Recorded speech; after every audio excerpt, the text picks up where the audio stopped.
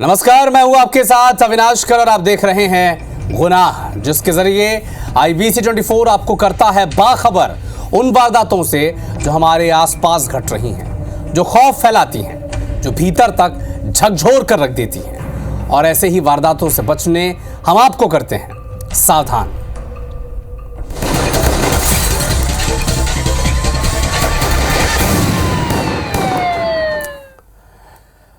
बिलासपुर में एक पूरा का पूरा गांव पीपल पेड़ के नीचे हो रहे तंत्र मंत्र को देखकर दहशत में आ गया। अनहोनी की आशंका में उन्होंने इतना डर पैदा हो गया उनके भीतर कि उन्हें पुलिस बुलानी पड़ी।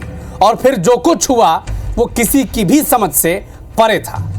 आखिर शमशान घाट पर हो क्या रहा था, वो भी देर रात। इस रिपोर्ट में आप समझें।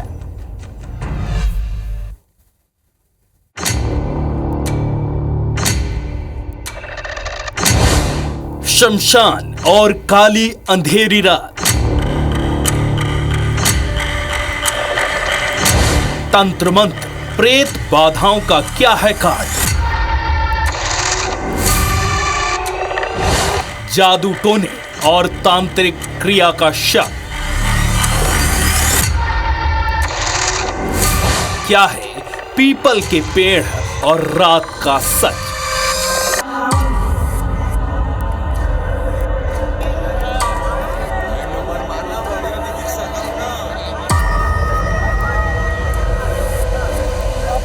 काली अंधेरी रात और ये तंत्र क्रियाएं, झूमती लड़की और पीपल का पेड़। ये तस्वीरें डर का वो साया है जिसकी परछाई से भी लोगों के रोंगटे खड़े हो जाते हैं। इसे देख हर कोई दंग रह गया। जिसने भी देखा उसकी रूह कांप उठी और दिमाग सुन्न पड़ गया। किसी अनहोनी की आशंका और बुराई का डर जहन में घर कर चुका था।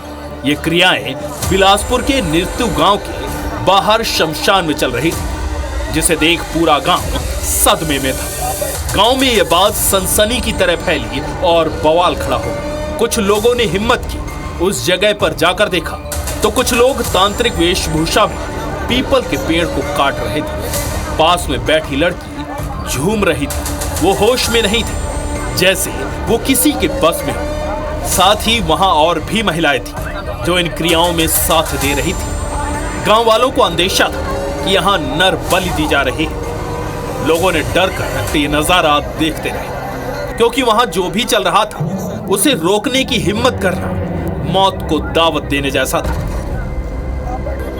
गांव वालों की सूचना पर पुलिस मौके पर पहुंची तो थोड़ी देर के लिए वो भी दंग रह गई। वहां मौजूद सभी लोगों को पुलिस ने हिरासत में लिया और फिर थाने लिया।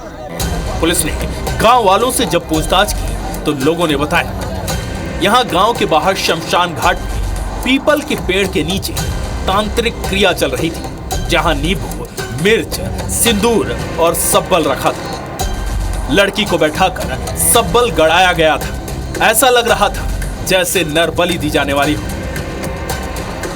पुलिस ने हिरासत में लिए गए लोगों से जब पूछताछ की तो कुछ अलग ही स्टोरी सामने आई। पुलिस के मुताबिक सूचना पर पुलिस जब मौके पर पहुंची तो वहां पीपल पेड़ के नीचे लड़की के साथ महिलाएं थी। वहां पुजारी भी थे जो पूजा पाठ कर रहे थे। पता चला छतौना के राकेश कौरव की बेटी बीमार रहती है। लगातार इलाज कराने के बाद भी वो सही नहीं हो रही।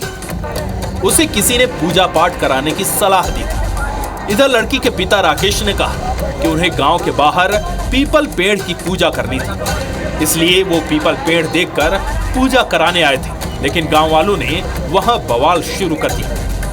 इधर गांव वालों का कहना था कि अगर पूजा पाठ करना ही है तो उन्हें अपने गांव में करना था, हमारा गांव ही क्यों मिला। एक महिला को पकड़ी थी और एक लड़की थी, और लड़की और दोनों महिला इतना गंदा तरीका से चिल्ला रहे थे कि मतलब कोई भी आदमी देख कर डर जाएगा ऐसा टाइप। यहाँ पास आए तो वही गड़ासर रखे थे काटने के, जब क्या काटते पता नहीं है, लेकिन वो चीज़ हुआ नहीं, लेकिन था। इस घटना की जानकारी लगते ही पुलिस ने भी सक्रियता दिखाई और वहां गांव वालों से घिरे पुजारियों के साथ सभी लोगों को थाने ले आए। 16 साल की बच्ची है जिसकी की बीमारी चल रही थी, 2 साल से काफ़ी बीमार है।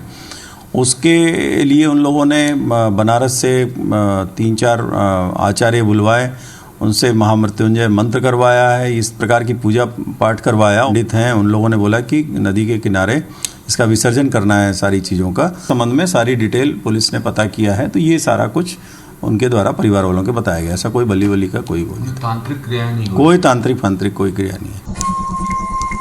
तंत्र मंत्र हो या फिर पूजा पाठ, शमशान और अंधेरे में होती ये क्रियाएं डर का माहौल पैदा करती हैं। ऐसे में किसी के लिए भी ये हजम कर पाना बेहद मुश्किल है। गनीमत रही कि लोगों ने पुलिस को फोन कर सूचना दी, कोई उग्र कदम नहीं उठाए, क्योंकि ऐसे मामलों में अक्सर कोई ना कोई अनहोनी हो ही जाती है। फिलहाल पुलिस इस पूरे केस को जांचकर सुलझाने में जुट गई है। जितेंद्र थवाई, IBC 24, बिलासपुर। अगली खबर रीवा से है, जहां एक पत्नी ने अपने पति को काट कर नीले ड्रम में भर देने की धमकी दे दी और अपने मायके चली गई। इधर धमकी से डरा सहमा पति SP ऑफिस जा पहुंचा, मदद की गुहार लगाई और कहा कि साहब मुझे मेरी पत्नी से बचा लो। पति ने पुलिस को बताया कि उसकी पत्नी फोन में किसी और से बात करती है, मना करने पर विवाद करती है, जान से मारने की धमकी देती है और कहती है कि काट कर नीले ड्रम में भर दूंगी, और इसके बाद मायके चली जाती है। सर मामला ये है कि हमारी पत्नी मायके भाग जाती, बार बार धमकी देती, उसके मायके पक्ष को धमकी देते हैं कि जान से मारेंगे। कहती है कि उस दिन ड्रम का कहानी आया था तो उसने बताया कि ऐसा ऐसा हुआ है, मेरा तो हिम्मत नहीं पड़ता है, ऐसी बात बोलती है। समझौता प्लस सुरक्षा दोनों के लिए, कि हमारी पत्नी हमारे बच्चों के लिए अच्छे से रहे, अच्छे से पढ़ाए, अच्छे से अपने घर में रहे। थाना मनगवा का ये मामला था, जिसमें उन्होंने अपनी पत्नी से प्रताड़ित होने के संबंध में शिकायत SP ऑफिस में दी है, जिसे जांच में लिया गया है और शीघ्र ही नियमानुसार कार्यवाही की जाएगी। हाँ, उन्होंने आवेदन में तमाम प्रकार से प्रताड़ना के आरोप प्रत्यारोप उन्होंने मेंशन किए हैं, लेकिन जांच इसकी की जाएगी, दोनों पक्षों को सुना जाएगा। और यकीन मानिए, पिछले कुछ दिनों से जो गुनाह की खबरें सामने आ रही हैं, उनसे हर कोई हैरान है।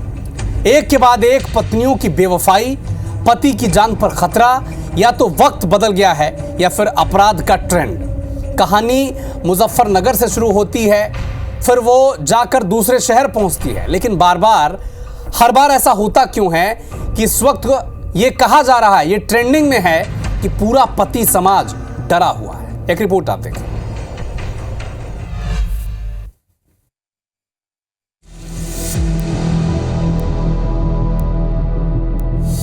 पहले ड्रम ने फैलाई दहशत, फिर बोरी में पति की लाश, उसके बाद किराए का शूटर, अब कॉफी में मिलाया गया जहर। पति पत्नी और मर्डर का डर। देश में हर तरफ डर का साया है। हर पति दहशत में जी रहा है। मर्दजात परेशान है, मुश्किल में है, क्योंकि कब उसकी जान पिंजरे से गायब हो जाए कुछ कह नहीं सकते। अब तो ड्रम देखने से रूह कांप जाती है। बोरी देखो तो सिर्फ लाश नजर आती है। और तो और अब कुछ खाने पीने में भी डर लगने लगा है, क्योंकि उत्तर प्रदेश के मुजफ्फरनगर में एक खून की प्यासी पत्नी ने पति को जहर ही दे दिया, वो भी कॉफी में डालकर। इसके पीछे की वजह सुनेंगे तो हैरान रह जाएंगे। वजह सिर्फ इतनी थी कि पति अनुज उसे उसके प्रेमी से बात करने से रोकता था। तारीख 24 मार्च, जगह मुजफ्फरनगर, वक्त रात 10:30 बजे। अनुज मेरठ के एक निजी अस्पताल में रिसेप्शनिस्ट है। वो अपनी ड्यूटी कर हैरान परेशान घर लौटा था। उसने अपनी बीबी पिंकी से कॉफी मांगी। पत्नी ने बड़े प्यार से कॉफी बनाई और उसे पीने के लिए दे दिया। लेकिन अनुज को क्या पता था कि यह कॉफी उसकी जान लेने के लिए दी गई है। और इस कॉफी में पत्नी पिंकी का प्यार नहीं, बल्कि नफरत का जहर है। जहर पीते ही अनुज की हालत खराब हुई। घर वाले उसे तुरंत मेरठ लेकर पहुंचे, जहां उसे भर्ती कराया गया। फिलहाल उसका इलाज चल रहा है और गनीमत है कि वो जिंदा है। सूचना प्राप्त हुई कि एक पत्नी सन्नो और पिंकी द्वारा अपने पति अनुज कुमार को कॉफी में मिलाकर ये जहर दे दिया गया है। इस सूचना पर तत्काल पुलिस मौके पर पहुंची। इसमें पीड़ित अनुज कुमार के परिजनों द्वारा दी गई तहरीर के आधार पर सुसंगत धाराओं में अभियोग पंजीकृत किया जा चुका है। अग्रिम विधिक कार्रवाई अमल में ली जा रही है। अब ये जानना बेहद जरूरी है कि इस कहानी की शुरुआत हुई कहां से। अनुज, पिंकी और वो। अनुज शर्मा और पिंकी की शादी 2 साल पहले हुई थी। दोनों में अक्सर फोन को लेकर झगड़ा होता था। अनुज को पिंकी के फोन में कई आपत्तिजनक मैसेज मिले। उसने पिंकी को बॉयफ्रेंड से बात करने से मना किया। दोनों के बीच झगड़ा हुआ। पिंकी मायके चली गई। अनुज ने पिंकी के घर वालों से शिकायत की, लेकिन उन्होंने भी पिंकी को कुछ नहीं कहा। भाई ने मामले की शिकायत महिला आयोग में की। महिला आयोग ने दोनों पक्षों से बात की। दबाव में पिंकी 15 दिन पहले ससुराल वापस आए। अनुज के परिवार का बयान, बहू और बेटे में अक्सर झगड़ा होता था। अनुज हॉस्पिटल में मौत से जूझ रहा है। इसके बावजूद ससुराल से कोई नहीं आया। किसी ने फोन लगाकर हालचाल तक नहीं जाना। देखने तक नहीं आए मायके वाले। पिंकी भी पुलिस थाने से अपने घर चली गई। पिंकी का चक्कर, पति को दिया जहर। पत्नी पिंकी का रिश्तेदारी में ही किसी से अफेयर था। घर वालों ने उसकी जबरन अनुज के साथ शादी कराई। पिंकी ने चुपचाप शादी कर भी ली, लेकिन अपने पुराने प्यार को वो भुला नहीं सकी। लगातार वो अपने बॉयफ्रेंड के साथ बात करती रही। अनुज रोकता तो उसके साथ झगड़ा करती थी। पुलिस ने भी अनुज के परिजनों की तहरीर पर पत्नी के खिलाफ मुकदमा दर्ज कर लिया है।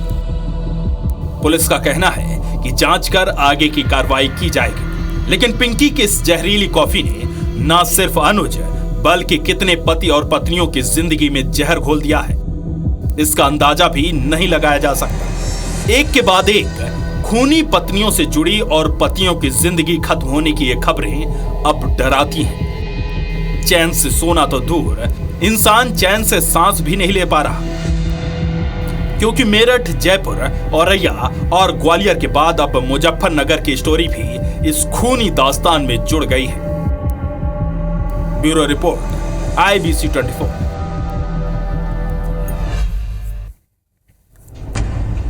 ग्वालियर में मध्य प्रदेश का सबसे बड़ा डिजिटल अरेस्ट का मामला सामने आया, जहां रामकृष्ण मिशन आश्रम के सचिव को 26 दिनों तक डिजिटल अरेस्ट कर रखा गया था।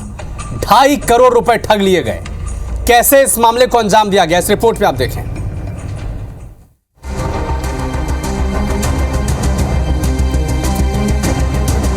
साइबर फ्रॉड और डिजिटल अरेस्ट के मामले लगातार बढ़ते जा रहे हैं।